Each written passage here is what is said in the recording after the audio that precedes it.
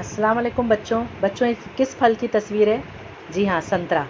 تو بچوں سنترا سبق ہم نے پڑھا تھا اردو میں، تو آج اس سبق سے ہی کچھ جملے جو ہم کو یاد ہوں گے، ویسے 5 جملوں کا آج ہم لوگ اپنی کاپی میں ایک مضمون لکھنے والے بچوں۔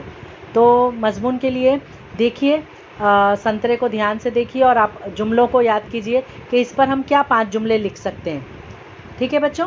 تو دیکھیے ابھی آپ کے سامنے ایک سلائیڈ آتی جائے گی اور ایک جملہ آتا جائے گا، وہ جملہ آپ کو پڑھنا ہے اور اپنی کاپی میں لکھنا ہے۔ سنترے کا رنگ نارنگی اور ہرا ہوتا ہے۔ سنترے میں 8-10 کاشیں ہوتی ہیں۔ کاشیں مطلب بچوں پھانک چیری۔ سنترا ہر جگہ پسند کیا جاتا ہے۔ سنترے کی بڑی منڈی ناگپور میں ہے۔ غریب امیر ہر کوئی سنترا پسند کرتا ہے۔ اب دیکھیے بچوں، آپ کے سامنے یہ 5 جملے میں نے ایک ساتھ لکھے ہیں۔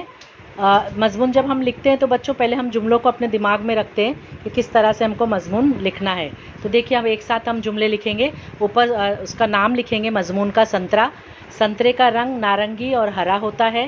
سنترے میں 8-10 کاشیں ہوتی ہیں۔ سنترا ہر جگہ پسند کیا جاتا ہے۔ سنترے کی بڑی منڈی ناگپور میں ہے۔ غریب امیر ہر کوئی سنترا پسند کرتا ہے۔ تو یہ ہو گئے ہمارے 5 جملے، یہ ہمارا ہو گیا مضمون تیار۔